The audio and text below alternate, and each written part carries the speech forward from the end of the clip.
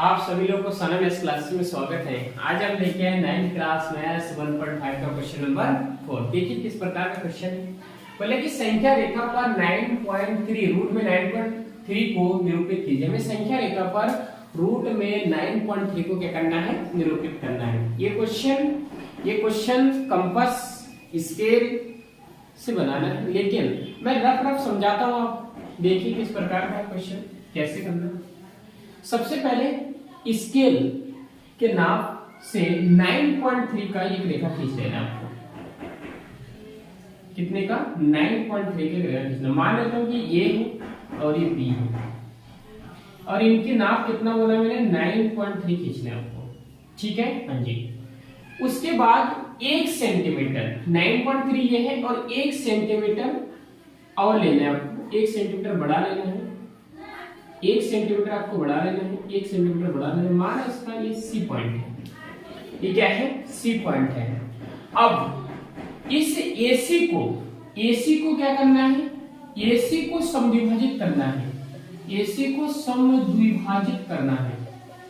समद्विभाजित करना है। एसी को क्या करना है? समद्विभाजित। सबसे पहले हमें एबी खींचना है। इससे पहले हमें क्या करना है? एबी खींचना है।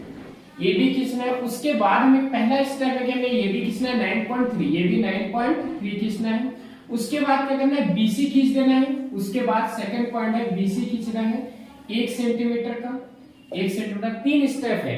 पहला स्टेप में हमें ए बी खींचना है 9.3 सेंटीमीटर, फिर बीसी खींचना है कितना? 1 सेंटीमीटर, फिर एसी को समद्विभाजित करना है। इसको समद्विभाजित करना है।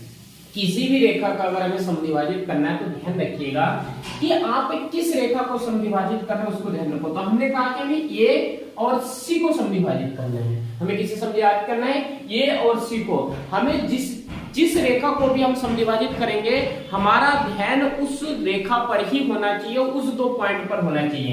तो हमारा ध्यान होना चाहिए कि ए पर और सी पर। तो इसको समद्विभाजित करेंगे। समद्विभाजित कैसे करते हैं? कोई भी रेखा को, कोई भी कोण को आधे से अधिक दूरी लेकर, यहां से जैसे कंपास से क्या करना? आधे से अधिक दूरी लेना। आधे से अधिक दूरी लेना। एक चाप ऊपर की ओर लगाना, एक चाप नीचे की ओर लगाना। फिर यहाँ पे कंपास बैठा और एक चाप यहाँ लगाओ और एक चाप यहाँ लगाओ। इस प्रकार से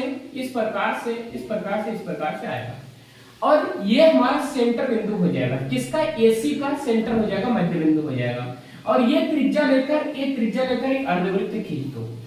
ये त्रिज्या लेकर क्या करो? एक अर्धवृत्त खींच दो। ये त्रिज्या लेकर एक अर्धवृत्त खींचो। अब क्या करो? इस यहाँ पे बी पॉइंट पर क्या करो? आप 90 का कोण बनाओ। 90 का कोण चाहे आप चांदे से बना लीजिए। यहाँ पे 90 रखिए, यहाँ पे चांदा रखिए और 90 का कोण इस प्रकार से बनेगा, स्ट्रेट लाइन सीधी। या आप उससे भी बना सकते हो, प्रकार से कंपास से भी बना सकते हैं। यहाँ से 90 का एंगल बना सकते हो। जैसे आपको अच्छा लगे वैसे कर लीजिए। ये जो बिंदु आता है, ये मैं मान लेता हूं कि ये डी बिंदु है। ये जो बिंदु आएगा, बीडी जो बिंदु आएगा, ये आ जाएगा हमारा 9.3 रूट में। कितना आ जाएगा? 9.3 रूट में। हमें इसको संख्या रेखा पर निरूपित करना है, यानी कि ये हमारा है संख्या रेखा। चाहे इसको हम आगे बढ़ाएं, इसको आगे बढ़ा के जितना नाप ये है, जितना नाप का ये है, क्योंकि ये संख्या रेखा पर ये 9.3 तो आ तो गया, लेकिन संख्या रेखा पर नहीं है, तो इसको हम संख्या रेखा पर कर देंगे। इतना नाप के प्रकार से इतना लेके उसको हम क्या कर देंगे? नीचे लेके आएंगे। ये जितना है इसका नाम हम डीई ले देते हैं। इसका नाम क्या है? तो बीई जो है ना, बीई हमें प्राप्त हुआ। बीई कितने का प्राप्त हुआ? रूट में 9.3। बी हमें कितना प्राप्त हुआ? रूट में 9.3। अगर इस चीज को हम यहाँ पे निरूपित कर दे, हमें संख्या रेखा पर निरूपित करना है, चाहे हम कहीं भी कर सकते हैं। इस चीज को हम यहाँ इधर भी निरूपित कर सकते थे।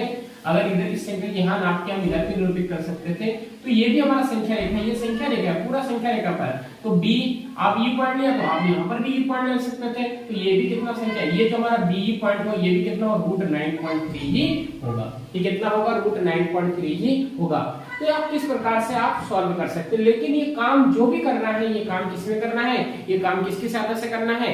कंपास से और स्केल की सहायता से करना है। मैंने आपको रफ बताया। अब मैं जैसे जैसे स्टेप मैंने बोला है वैसे वैसे आपको कर लेना। Thank you.